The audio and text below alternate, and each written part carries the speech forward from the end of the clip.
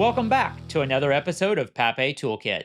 Today we're going over team management in Operations Center. For many farming operations out there, it seems like the workforce is very seasonal. That means employees are coming and some are not returning on a yearly or seasonal basis. But as you use Operations Center more frequently, you may find it convenient to allow these operators, these management, these staff members access or partial access to your data in Operations Center. Maybe this is giving them just driving directions to a field or a tractor. Maybe this is allowing a more management level employee to see multiple tractors and how they're functioning and knowing when to allocate or move resources like fuel trailers or pieces of equipment. But regardless of the need, the setup tab and team is going to be where we manage this.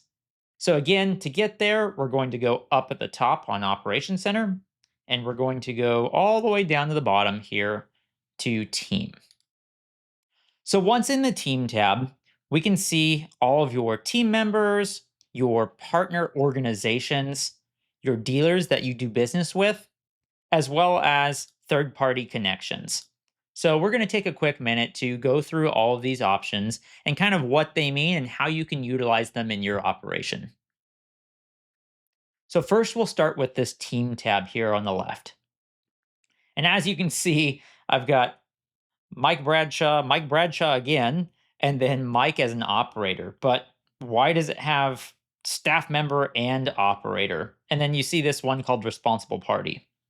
So we'll start at the top here. And this role, this operator role, as you can see, does not have a user account and can't access any of these functions here: equipment, organization, locations. So they can't see anything, nor do they have a user account. What this is for is this is going to be a name holder inside of your John Deere Gen 4 G5 display for an operator. That means that we want to track work, agronomic, economic work from the tractor by operator. This is going to be the spot to pre-add these so it goes out into your display. So you don't have to add it to every single display manually. And then as we get down here, we can see these two different levels of access. Obviously, this is my personal organization, so I happen to have two different emails. And on this one, I don't need financial access. But on this bottom one here, maybe I want to access my JD financial account. Either way, I can take and I have full access to my own org. Under this team tab, maybe we want to go ahead and add a new team member. So it's the beginning of season or coming up on, and we've made some new hires, and we want to give them access, but maybe just a limited access. So here at the top, kind of right hand side of the screen, we'll hit this add button. And then what we're looking for is team member. And so here, as we add this team member, we kind of have two different options. We've got an email, and this is going to require a John Deere user account and then permission settings. And then we have a name only. And that name only is going to be the operator, like a piece of equipment operator, crew lead, or crew member. But either way, these are going to just show up in your John Deere Gen 4 or G5 displays. So because this is the quickest one, we'll actually do this one first. So here, we're going to go ahead and hit next on this name only.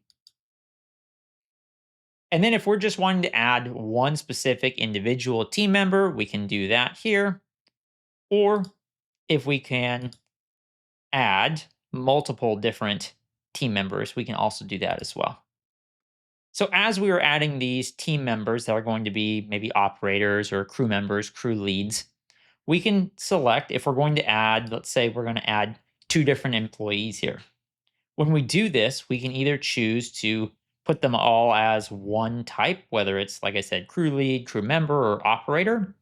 Or if we need to do that individually, here on the left-hand side, we can select individual team member. And that's going to allow us to say, this person is going to be my crew lead, and then this one is going to be my operator. And maybe this is for tracking purposes. If you need a crew lead to get in a tractor and actually do some work out there, maybe diagnostics, maybe they're actually the one running the tractor. This is going to give us better separation as we analyze that on the back end. So here, all we'd have to do is hit add. And you can see now we have a crew lead and an operator in my account. Again, they don't have any user access. This is just going to be to send out to my displays. So now let's say that we are hiring some employees and we do want to give them access to our operations center data. We're going to go back to this add button on the top right. Again, we'll select team member. And now we're going to choose the top one, which is going to be the email. And we'll go ahead and hit next. Once that page loads, we're just going to go ahead and select an email. We'll say next.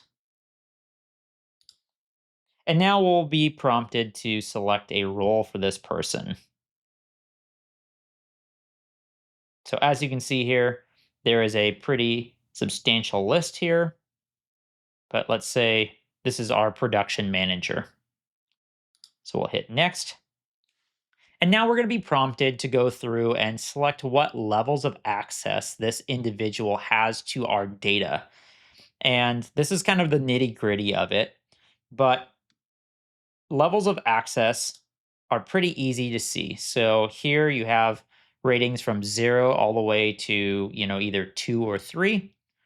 And by just simply selecting them on the right-hand side, you can see which functions these levels of access give to a person. So here, because this is going to be our production manager, we want them to be able to do just about everything with our piece of equipment. So we'll select level 3. And then here again, because they are a production manager, they're probably going to need to remote display access into a tractor at some point. And kind of a newer feature that we'll talk about at a different time is this remote display control. So starting this year, some John Deere displays, some of the newer ones, allow you to actually control the display if it's allowed on the display itself. So if the operator says yes. So we'll go ahead and click that on. And we want them to be able to create setup files, products, and then transfer data wirelessly. We'll click that as well. And if you had an autonomous machine and we needed to allow them to control that machine remotely, then you would hit this checkbox here. Obviously, if you've seen my organization, I don't have any autonomous tractors in here, so there's no need to add it. As we scroll down, we'll see organization. Again, if you want the full details, it says show full details up on the top left of this pop-up, and you'll be able to see all of the things that this entails. And so when we think about this role that I'm adding here, we have to ask ourselves, what level does this person need? If this is truly a production manager, they probably don't need access to managing team members and partners in my operations center. That's going to be someone else in the operation, whether it's me as the owner, or maybe it is an HR person if you're a larger organization. Either way, this is probably not the spot to have them. So we can simply just select this one. And now we can see they only have the ability to view team members and not manage them. And I think that's probably fair. And then because this is a production manager, if they wanted to share our organization data with a third party, a connected software company, maybe this is going to be someone that has an API with us. Maybe this is your John Deere dealer and their agronomy tool, or this is going to be your PCA, your CCA at Wilbur or Bayer or whomever. We could go ahead and select this checkbox, and they would be able to share our data through a connection. Scrolling down again, we have locations. So as a production manager, again, do they need access to viewing, analyzing data, and then managing these locations? And I would say absolutely. If it's truly a production manager, they should have access to all of these things. So a level 3 would suffice. Underneath locations is work. So these are going to be your work plans like we've talked about in a previous video. So if you want them to be able to make work plans and view them and manage them, send them out to your tractors, We're going to want to leave this at a level 2. And then financial information. This is always going to be set at a level 0 from the get-go. And if you want to give them more access, you can. But typically, we'll just leave this at a level 0. And here, if we had any partnerships, we could choose their level of access to these other partnership organizations, but we don't have any. So we'll go next. So this is just a review page here. So this is reviewing that we are giving these levels of access to this person. This is their role, this is their email. And if we had access to these partnership accounts, it would show here as well. So simply we can just hit add. And so this is going to email this person an invite to Mike Bradshaw's organization and operations center, and they will have a link to click and it will take them to the login page. For them to go ahead and make an account, if they don't have one already, what they're going to have to do is instead of hitting log in, they'll scroll down a little bit and then they'll select an option for create a new account. After the account creation, it will go ahead and link their new account that they've just made to your organization. And once they've made that connection, we'll see this request pending drop away.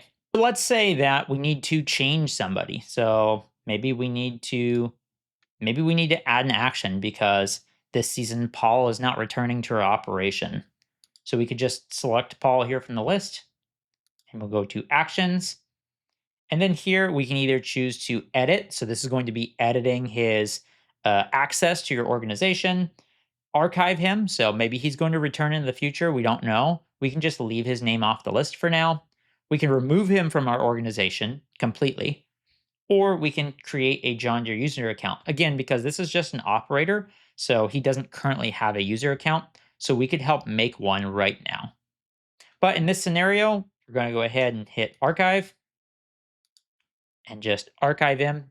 Hopefully he returns to our organization at some point in the future. So our next tab is going to be dealers. And this is going to be any dealer that your operation has workings with or should have access to your operations center.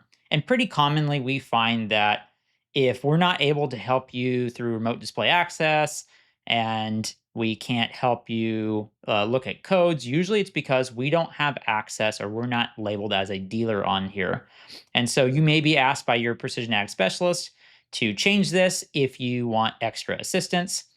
And really here, you're able to go through each one of these functions and give a member, a salesperson, a precision ag specialist, more or less access to each of these, just like a staff member. And really what this is for is this is not to just farm your data as a dealership.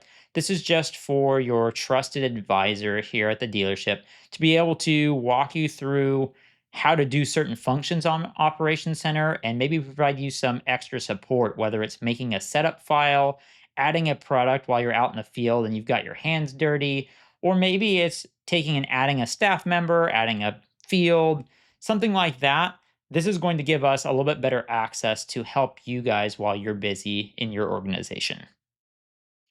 So connections here is going to be third-party connections that we've made to other platforms like using an API. So here we can see John Deere's agronomy analyzer because sometimes I like to analyze my own trials. But if you had a partnership with like your PCA who was using field climate, it would be in here as well. And so this is just going to give you the ability to share more or less info with these third-party companies. If at any time you really want to just print off or export a list of all of your information, we can simply do that over here on the right-hand side where it says export, and we can say all tabs or just this current tab. And then when we go to preferences, we can see our organization preferences. So this is going to be what kind of business we are, update our legal entity, our address in here, some just kind of preferences on where in the world we are, what roles are accessible for your operation, and all sorts of stuff in here.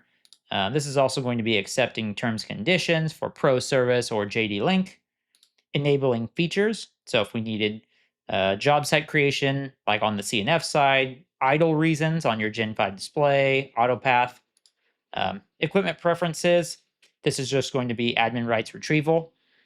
And then agronomic preferences. If we want to look at yield a certain way, we can set that here, as well as some other options for importing third-party data and how we want it displayed, whether we want it to automatically archive or just be available for us to archive. This is all going to be here in team and then going into preferences on the far right. So, whether you're adding or removing a staff member from your operation, or you're making a new connection with a dealership, or maybe you're just updating your connection with your dealership to give us a little bit more access to help you out in the field, this team tab is going to be where we do it. Thank you guys so much for watching. Make sure to hit that like and subscribe button, and we'll catch you in the next video.